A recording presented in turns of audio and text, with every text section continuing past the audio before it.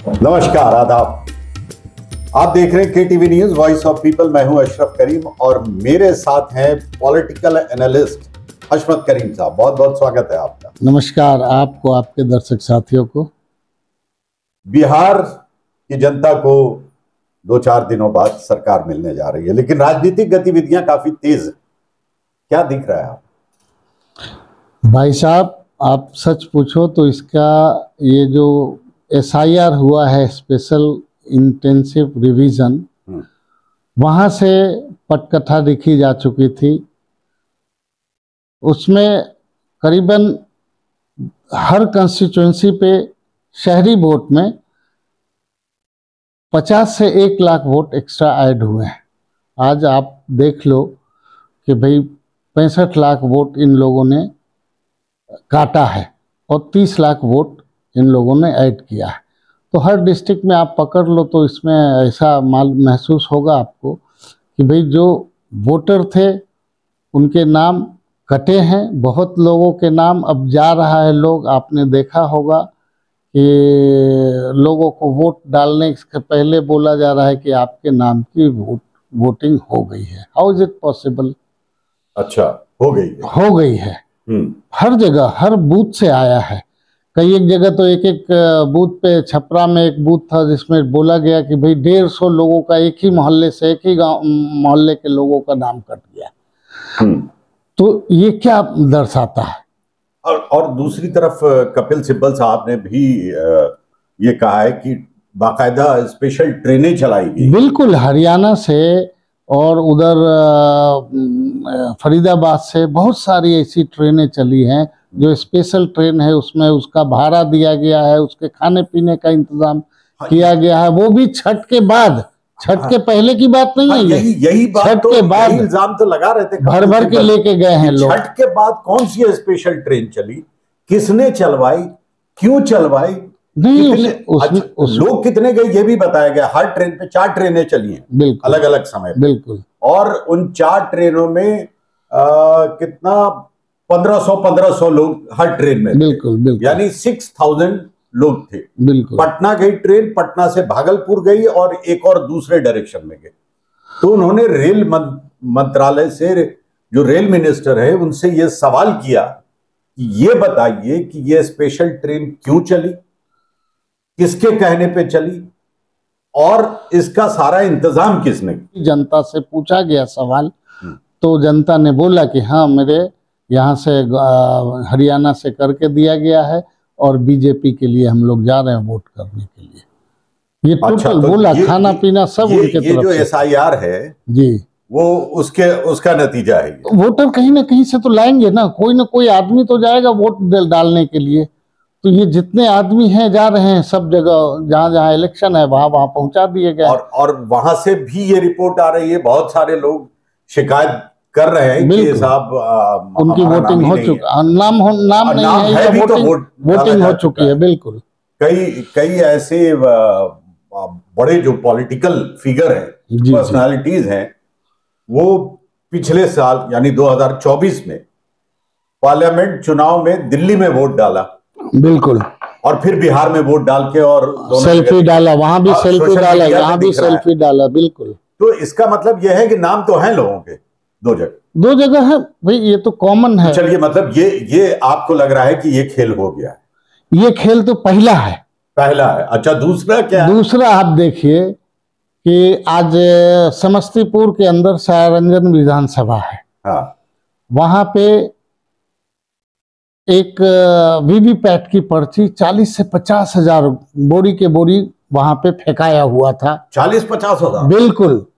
तो भाई लोगों ने बोला कि भाई ये मॉक पोल के है। मॉक पोल कितना होता है? 100, 200, 500। हाँ। 40,000, 50,000 मॉक पोल नहीं होगा।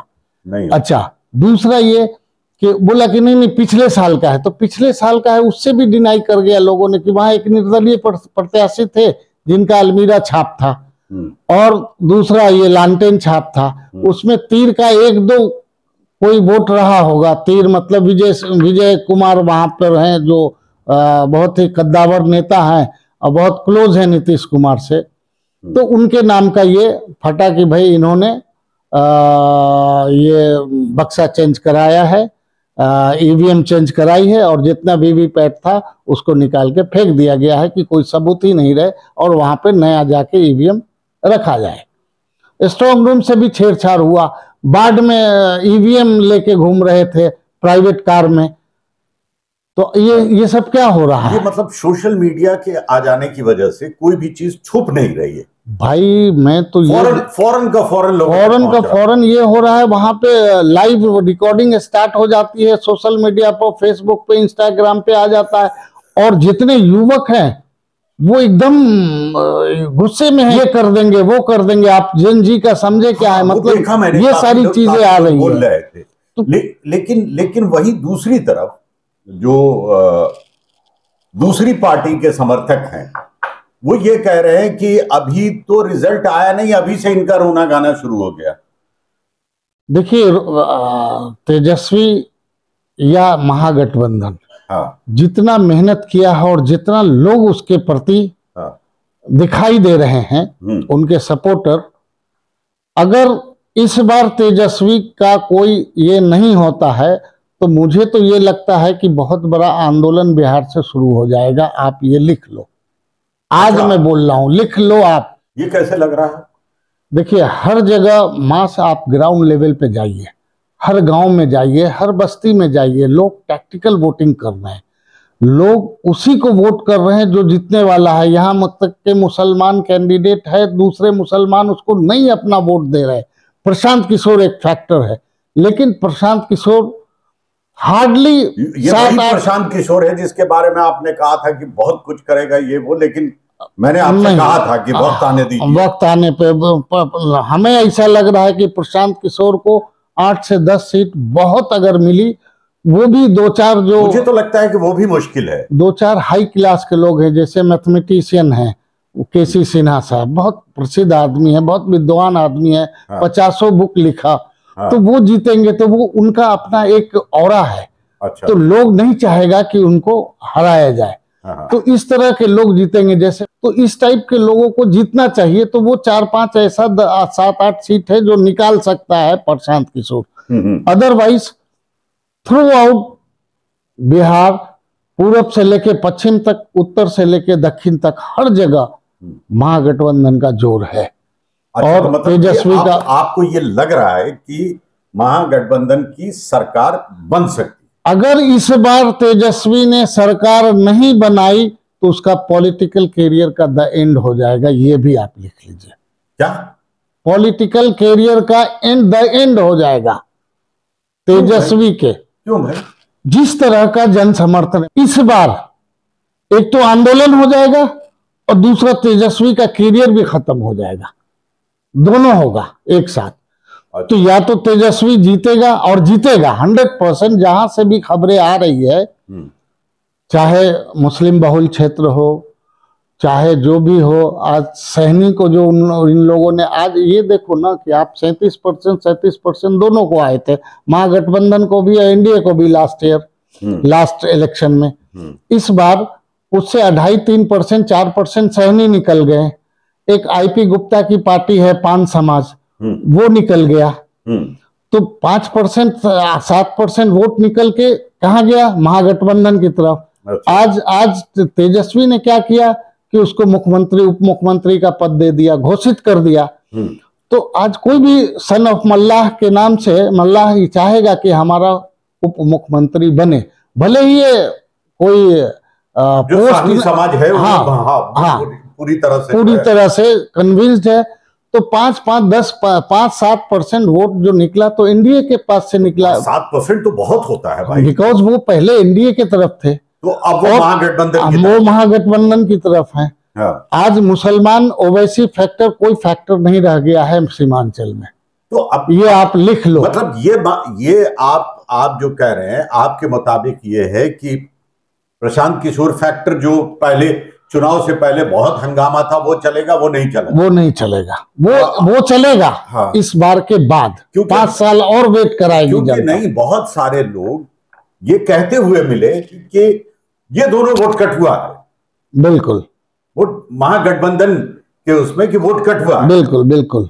लेकिन ये भी कह रहे थे कि 2-4-5 हजार वोट से ऊपर नहीं लाएंगे दोनों मिला के। बिल्कुल बिल्कुल। आप कह रहे हैं कि 7% वोट जो है वो इनकी तरफ से टूट के, एनडीए की तरफ से टूट के महागठबंधन की तरफ आ गया। बिल्कुल बिल्कुल। और पिछली बार दोनों को 36-36 मिले, 37 बिल्कुल बिल्कुल। तो 37 में 7 नहीं 5 ही जोड़ 5% माइनस कीजिए 37 में, इधर 5% प्लस कर दीजिए, हो गया 42 और 37 माइनस 42, तो बड़ा मार्जिन। बिल्कुल बिल्कुल बिल्कुल, उसमें कोई दो राय नहीं है। नंबर 1।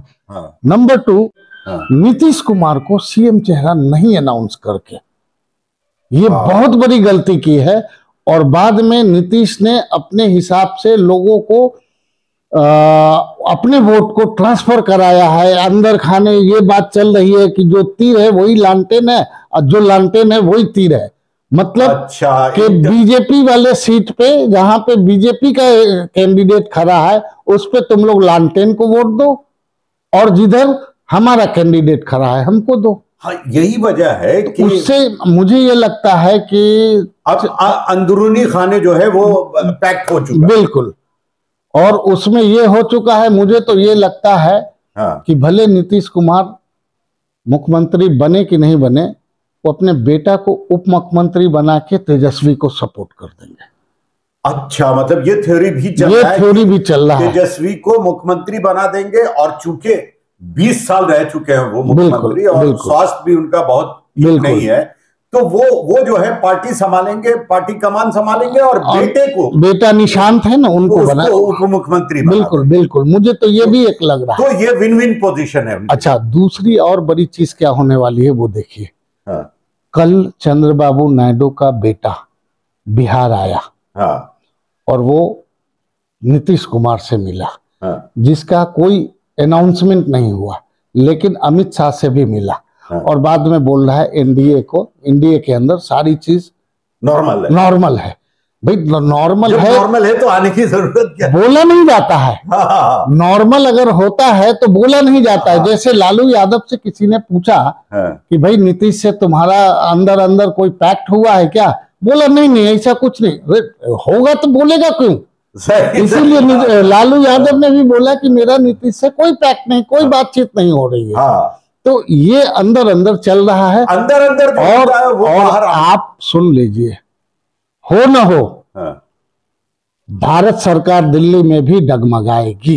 मतलब बिहार जो है, बिहार में सरकार किसकी बनेगी वो बहुत हद तक डिपेंड करता है कि केंद्र सरकार टिकेगी या नहीं टिकेगी। बिल्कुल, बीजेपी को पहले से इसका अंदाजा था और ये पहली बार हुआ है कि जो रीजनल पार्टी है वो बड़े भाई के रूप में देखी जाती है हमेशा से, जो नेशनल पार्टी है वो छोटे भाई की तरह रीजन में। बिल्कुल, लेकिन पहली बार हुआ है कि दोनों बराबरी पे रहे हैं, 101 सीट। बिल्कुल, इससे पहले कभी नहीं हुआ था। हमेशा नीतीश कुमार अपर हैंड रहता था। जो रीजनल पार्टी है उसी का अपर हैंड। जैसे आरजेडी जो है, आरजेडी की सीट ज्यादा है, कांग्रेस को थोड़ी सीट मिली है। बिल्कुल। लेकिन अच्छा, शायद मेरे ख्याल से बात वहीं से खलनी शुरू होगी। बात नीतीश को डैमेज करे ये दोनों आदमी मिलके, गुजरात लॉबी है, वहां से बात बिगड़ी है। और इन्होंने क्या किया कि 2-4 संजय झा है, एक सरावगी है, ललन सिंह है, ये लोगों को बीजेपी ने अपने पाले में पहले से कर लिया। अच्छा, और उससे क्या हुआ कि नीतीश को वो तबीयत खराब और ये और वो करके, कल से देखिए कितना पॉलिटिकली एक्टिव है। वो बोलते थे ना मूर्छित हो गए हैं, वो अचेत अवस्था में है। आज देखिए जाके कल से नीतीश कुमार का जो घुमा है, वो हर चीज पहले जैसा हो रहा है, एकदम 90 डिग्री पे एकदम टर्न लिया और उसके बाद जो कर रहे हैं वो हो रहा है। चलिए, तो बहुत ज्यादा समय है नहीं, अब तो 2-3 दिन बच गया है। बिल्कुल, 10 तारीख है और 14 तारीख, कल शाम से, परसों शाम से आपके पास ओपिनियन पोल भी आने लगेंगे। लेकिन ओपिनियन पोल का कोई मतलब नहीं है। मुझे तो 2-3 बार के चुनाव के बाद से उस पर से भरोसा ही उठ गया। चलिए, इंतजार कीजिए बिल्कुल 3 दिन, और आपसे भी लेते हैं इजाजत इस वादे के साथ कि 14 तारीख को फिर से मुलाकात होगी। हशमत जी उस दिन भी हमारे साथ होंगे और फिर जो बातें इन्होंने कही है वो किस हद तक सही और सच साबित होती है वो उसी दिन आकलन किया जाएगा उसका। बहुत बहुत शुक्रिया। थैंक यू शुक्रिया।